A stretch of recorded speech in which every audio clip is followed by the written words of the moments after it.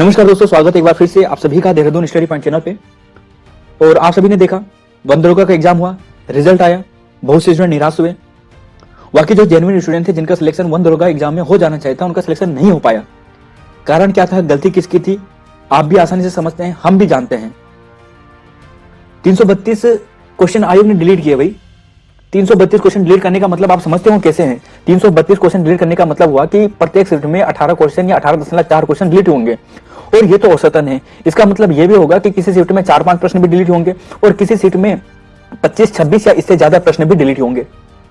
तो जिस शिफ्ट में 25 प्रश्न ऑलरेडी आपने डिलीट कर दिए हैं, तो जिन स्टूडेंट को यह प्रश्न आते थे तो उनका तो बड़ा नुकसान हो गया, और जिन स्टूडेंट को यह प्रश्न नहीं आते थे उनका तो फायदा हो गया। और फिर जिस शिफ्ट में इतने प्रश्न डिलीट नहीं होंगे, फिर वहां पे भी उनका नुकसान हो गया। तो इतना बड़ा नुकसान स्टूडेंट को यहाँ पे उठाना पड़ा है। आयोग ने ऐसे प्रश्न रखे ही क्यों जो विवादित है, या फिर ऐसे प्रश्न रखने की जरूरत ही क्या थी जो सिलेबस के बाहर हैं। जब एग्जाम सेट किया जाता है तो सिलेबस आपके पास होता है, सिलेबस के अनुसार ही क्वेश्चन रखे जाते हैं। तो ऐसे क्वेश्चन रखने की जरूरत ही क्या थी जो सिलेबस के बाहर है, आउट ऑफ सिलेबस है। तो यह आयोग की सबसे बड़ी गलती है कि ऐसे प्रश्न रखे जो सिलेबस से बाहर है और जिन्हें बाद में उन्हें डिलीट करना पड़ा। इसका नुकसान जो जेन्युइन स्टूडेंट थे जिनका सिलेक्शन हो जाना चाहिए था उन्हें उठाना पड़ा। फिर दूसरी बात, यह एग्जाम हुआ 18 पालियों में, 18 शिफ्ट में एग्जाम हुआ और नॉर्मलाइजेशन का फर्क पड़ा, आप सभी ने देखा। आयोग ने कुछ समय पहले नॉर्मलाइजेशन के बारे में, आज से कुछ समय पहले, बहुत समय हो गया, मतलब 6-7 महीने से ज्यादा समय हो चुका है, एक नोटिफिकेशन जारी किया था नॉर्मलाइजेशन के बारे में। यदि किसी को याद हो तो वो कमेंट में लिख सकता है। तो वहां पे आयोग ने बताया था कि जो नॉर्मलाइजेशन होता है उसमें ज्यादा फर्क नहीं पड़ता है, 0.25 का पड़ेगा, 0.5 का पड़ेगा या 0.75 का पड़ेगा, या मैक्सिमम 1 या 1.5 नंबर का पड़ेगा। लेकिन वह उस कंडीशन में पड़ता है ना जब एग्जाम 2 शिफ्ट में हो मैक्सिमम, या 3 शिफ्ट में हो। चलो यहाँ तो जो एग्जाम हुआ वो 18 शिफ्टों में हुआ, और फिर लेवल आप एग्जाम का एक सेट भी नहीं रख पाए। आयोग ने वहां पे यह भी लिखा था कि हमारी कोशिश रहती है कि जो एग्जाम का लेवल हो एक जैसा हो। इसके साथ साथ आयोग ने वहां पे यह बात भी बताई थी कि जो स्टूडेंट होते हैं, जो एक जैसे स्टूडेंट होते हैं, जिन स्टूडेंट का लेवल एक जैसा होता है, उन्हें हम एक शिफ्ट में रखने की कोशिश करते हैं। तो यहाँ पे ऐसा कैसे हो गया? फिर 18 शिफ्ट में एग्जाम हुआ, किसी शिफ्ट में आपने कुछ अच्छे क्वेश्चन दे दिया, किसी में टफ दे दिया, वेरी टफ दे दिया, किसी शिफ्ट में आपने 25 क्वेश्चन डिलीट कर दिए, किसी में आपने 5 क्वेश्चन डिलीट कर दिए। तो नुकसान तो यहाँ पे स्टूडेंट को उठाना पड़ा, जो जेन्युइन स्टूडेंट थे जिनका आंसर सही था उन्हें उठाना पड़ा। तो बहुत बड़ा नुकसान हुआ यहाँ पे।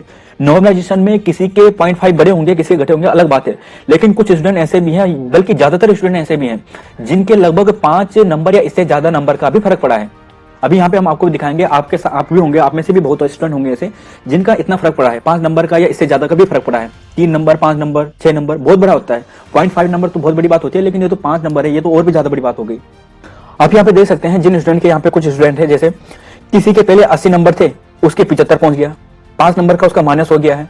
ऐसे और भी स्टूडेंट है, किसी के 83 थे वो 78 पे पहुंच गया है, किसी के 80 थे उसका 1 नंबर बढ़ा है, चलो 78 थे उसका 73 पहुंच गया। तो ऐसा फर्क पड़ा है भाई नॉर्मलाइजेशन में, 2-2, 3-3, 4-4, 5-5 नंबर का डिफरेंस आया है नॉर्मलाइजेशन में। तो अब आगे क्या? तो आगे दोस्तों यही होगा कि जो ऑनलाइन एग्जाम है वह नहीं होना चाहिए। आपको आयोग को बताना पड़ेगा कि ऑनलाइन एग्जाम अब नहीं कराना चाहिए। ऑनलाइन एग्जाम से नुकसान होता है। ऑनलाइन एग्जाम होगा मतलब इसका मतलब यह है, उत्तराखंड में अगर कोई भी फॉर्म भर रहे हैं तो इसका मतलब ये होगा कि 10,000 से ज्यादा भर रहे हैं, 50,000 से ज्यादा भर रहे हैं, और उत्तराखंड में इतनी फैसिलिटी नहीं है कि ये सारे एग्जाम 1 या 2 शिफ्ट में करा पाए। जब ऑनलाइन एग्जाम 2 शिफ्टों में नहीं करा पा रहे तो इसका मतलब वन दरोगा की तरह कराएंगे, 18-18 शिफ्टों में एग्जाम कराएंगे, और 18 शिफ्टों में एग्जाम कराएंगे तो 5-5, 6-6 नंबर का नॉर्मलाइजेशन आपको देखने को मिलेगा। तो फिर नुकसान किसका होगा? आप ही का होगा। तो ऑनलाइन एग्जाम तो सबसे पहले पॉसिबिलिटी होनी चाहिए कि कम से कम करवाएं।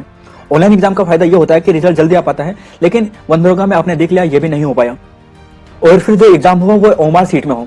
ओमार सीट में एग्जाम कराने का फायदा क्या है? तो ओमार सीट में एग्जाम कराने का फायदा यही है कि नंबर ऑफ स्टूडेंट एक साथ यहाँ पे ज्यादा स्टूडेंट एग्जाम दे पाएंगे। जब ज्यादा स्टूडेंट एग्जाम दे पाएंगे तो पॉसिबिलिटी है कि ज्यादा शिफ्ट में एग्जाम नहीं होगा और नॉर्मलाइजेशन ज्यादा फर्क नहीं पड़ेगा।